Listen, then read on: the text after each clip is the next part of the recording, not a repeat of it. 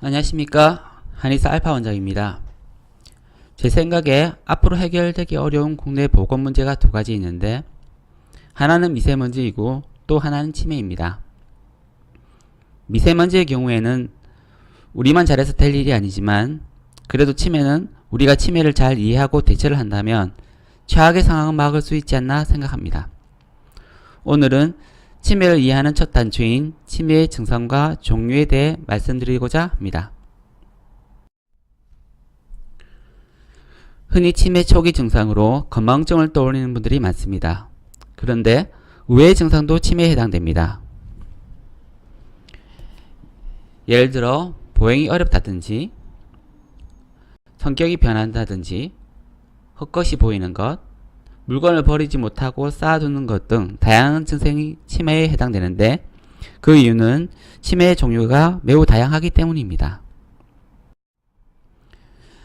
치매 종류는 알츠하이머, 혈관성 치매, 뇌종양, 정상압수두증, 뇌염, 갑상선 저하, 알코올 중독, 의체 치매, 파킨슨, 전두축두 치매, 의미 치매, 약물 유발성 치매 등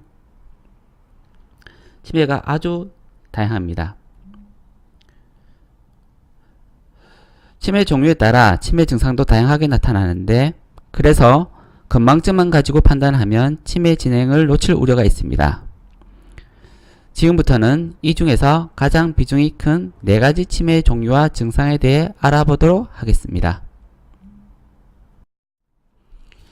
실제 치매 환자의 예를 들어서 설명드리겠습니다. 첫 번째 케이스입니다. 75세 여성분이시고요. 그전에도 가스불 켜놓고 외출하는 경우는 종종 있었습니다. 그런데 최근에 들어서는 집으로 오는 길을 잃어버리셔가지고 택시 타고 귀가한 적이 있으셨고요.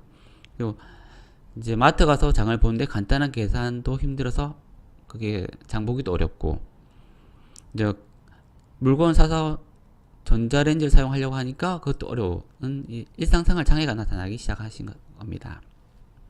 그럼 이 여성분은 어떤 치매일까요? 네, 알츠하이머 치매입니다. 알츠하이머는 대표적인 퇴행성 뇌질환으로서 뇌세포가 노화돼서 발생하는 질환입니다. 그래서 다른 뇌질환은 없으시고요. 주로 60대 이상에서 발병하게 됩니다. 그리고 이제 퇴행성 질환이다 보니까 이제 인지기능 저하도 서서히 진행하는데, 오히려 이렇게 너무 천천히 진행하니까 그 발생을 주위에서 놓치는 경우가 종종 있습니다. 그리고 남성보다 여성에게 더 많이 발생하는 경향이 있습니다. 대략 한 2배에서 3배 정도 된다고 알려져 있습니다. 예, 다음 케이스입니다. 네, 67세 여성분이시고요.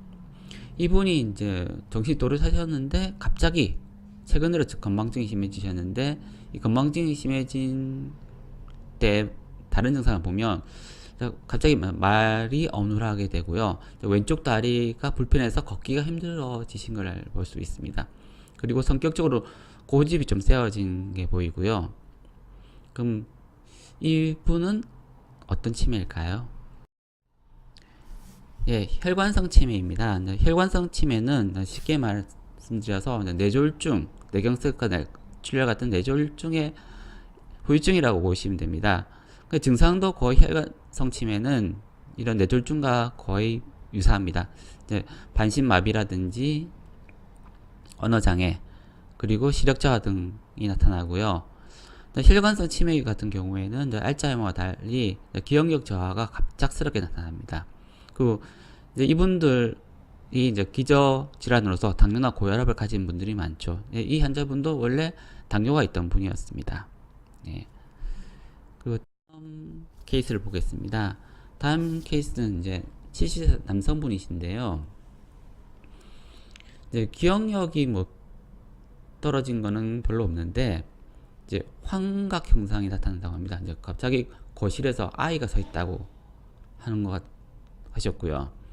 배우자 말씀으로는 잘 때 잠꼬대가 너무 심하다고 하십니다. 그리고 최근에 좀 넘어지거나 몸이 좀 딱딱한 것처럼 느껴진다고 하십니다. 그럼 이분은 어떤 치매일까요? 네, 루이소체 치매입니다. 예, 루이소체 치매는 조금 생소하게 들리신 분들이 있으실 텐데요. 사실 이제 알츠하이머와 함께 아주 대표적인 퇴행성 뇌질환이고요. 루이소체 치매는 왜 이름이 붙인 이유가 뇌에 보면 이 루이소체란 특정 물질이 뇌에 침착되기 때문에 이런 병명이 붙었습니다. 사실 이제 파킨슨도 뇌에서 이런 루이소체라는 게 생깁니다. 그래서 증상도 보면 루이소체 치매랑 파킨슨 병하고 거의 증상이 비슷하게 나타납니다. 생각보다 루이소체 치매가 좀 많은 편이고요. 남성이 여성보다 많은데 이거는 알츠하이머와 정반대적인 경향이라고 할 수 있겠습니다.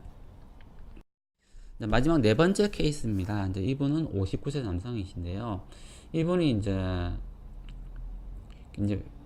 대기업에 잘 다니셨고, 이제 회사 다닐 때 보면 아주 점잖고 신사다 양반이라는 말씀을 많이 듣던 분인데, 최근에 이런 행동들 통해 가지고 가족들하고 지인들을 아주 당황을 많이 시키셨다고 합니다. 이제 갑자기 노상 방뇨를 하신 적도 있고요.